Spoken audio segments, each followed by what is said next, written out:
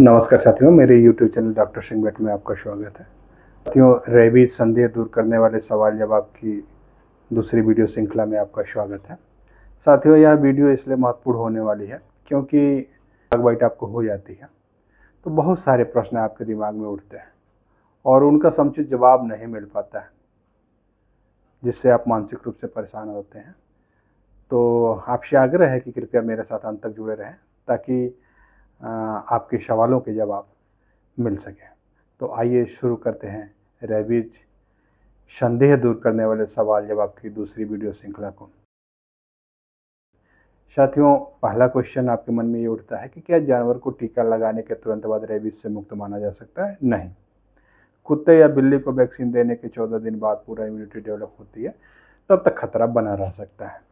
तो जितना जल्दी हो सके उतना जल्दी आपको वैक्सीन लेनी चाहिए। रेबीज से बचाव के लिए सबसे पहला और सबसे ज़रूरी कदम क्या है? रेबीज से बचाव के लिए साथियों सबसे पहला और ज़रूरी कदम है कि जहां डॉग बाइट हुई है उस घाव को बहते हुए पानी से किसी साबुन से 15 मिनट तक धोना है। इससे वायरस का लोड आपके शरीर में कम होगा और जाहिर सी बात है, जब वायरस का लोड कम होगा तो खतरा भी कम होगा। क्या सूखी लार या लार सूख जाने के बाद भी रेबीज फैल सकता है? नहीं साथियों, रेबीज वायरस वातावरण में बहुत देर तक जीवित नहीं रहता है। सूखा लार जनरली संक्रमण नहीं फैलाता है। क्या घर के पालतू पपी के काटने पर भी रेबीज वैक्सीन जरूरी है? जी हाँ साथियों, पपी का वैक्सीनेशन नहीं हुआ है, यानी अगर उसकी उम्र 3 माह से कम हो, 3 माह से कम उम्र के जो पपी होते हैं उनको रेबीज का वैक्सीनेशन नहीं किया जाता है। 3 माह की उम्र के बाद ही उनको रेबीज का फर्स्ट डोज लगता है। तो अगर उनकी उम्र 3 माह से कम हो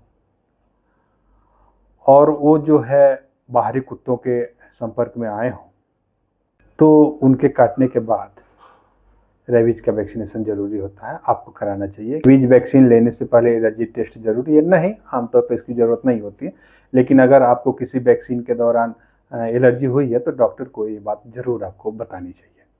क्या इंसान रेबीज का कैरियर हो सकता है बिना लक्षणों के? नहीं। इंसान में रेबीज वायरस तब तक नहीं फैलता जब तक कि लक्षण न आए। बिना लक्षणों वाले इंसान जो है रेबीज के कैरियर नहीं होते हैं। क्या रेबीज वैक्सीन का असर समय के साथ खत्म हो जाता है? जी हाँ साथियों, वैक्सीन से बनी इम्यूनिटी समय के साथ घटती है। हाई रिस्क प्रोफेशनल जैसे veterinary doctor, animal handlers, dog जो लवर है उनको प्रत्येक साल बूस्टर डोज लगवाना चाहिए।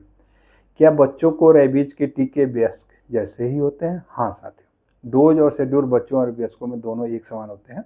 रेबीज वैक्सीन लेते समय क्या परहेज करना चाहिए? शराब या अत्यधिक धूम्रपान से बचें, वैक्सीन की समय सीमा न तोड़ें और डॉक्टर की सलाह के बिना दूसरी दवाएं आपको नहीं लेनी चाहिए। क्या एक बार वैक्सीन शुरू करने के बाद बीच में रोक देना चाहिए? नहीं साथियों, ऐसा कदापि आपको नहीं करना है। एक बार वैक्सीन का डोज आपने शुरू किया है तो उस कोर्स को आपको पूरा करना चाहिए, क्योंकि अधूरा अगर वैक्सीन लेंगे तो उससे संपूर्ण सुरक्षा आपको नहीं मिल पाएगी। क्या रेबीज वैक्सीन बहुत महंगी होती है? नहीं साथियों, सामान्यतः जो सरकारी अस्पताल होते हैं वहाँ रेबीज की वैक्सीन फ्री ऑफ कास्ट मिलती है और प्राइवेट में 300 से 1500 रुपये इसका कास्ट होता है। रेबीज जो इम्यूनोग्लोबुलिन होता है साथियों वो महंगा मिलता है। अगर कोई पालतू जानवर जैसे खरगोश, गिलहरी काटे तो क्या रेबीज वैक्सीन की ज़रूरत होती है? ऐसे जानवरों में रेबीज बहुत दुर्लभ होता है, लेकिन अगर काटने वाला जानवर बीमार दिख रहा हो या जंगली हो तो आपको टीका लेना चाहिए। क्या रेबीज वैक्सीन का असर तुरंत शुरू हो जाता है? नहीं साथियों, रेबीज से शरीर में एंटीबॉडी बनने के में कुछ दिन जैसे 7 से 10 दिन लगते हैं, इसलिए जल्दी वैक्सीन शुरू करना डॉग बाइट के तुरंत बाद ही बहुत ही आवश्यक होता है। आपको वैक्सीन लेनी चाहिए।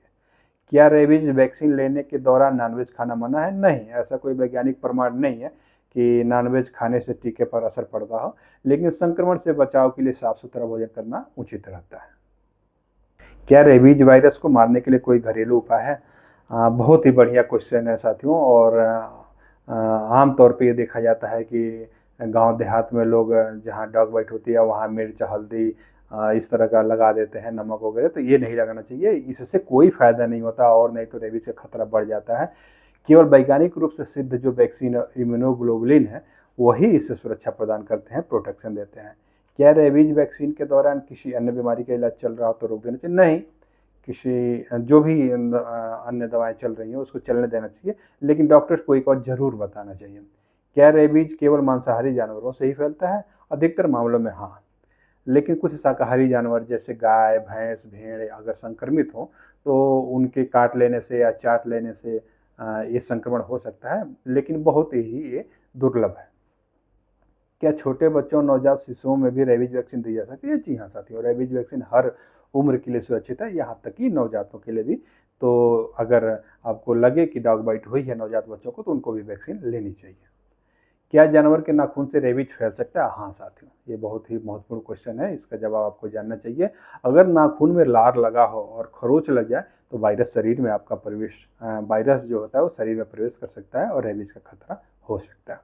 क्या रेबीज एक पालतू पिल्ले में जन्म से हो सकता है? नहीं, रेबीज जन्मजात नहीं होता, लेकिन रेबीज अगर उसकी माँ संक्रमित हो तो उसको हो सकता है, या फिर वो बाहरी कुत्तों के टच में आया हो तो पपी में रेबीज हो सकता है।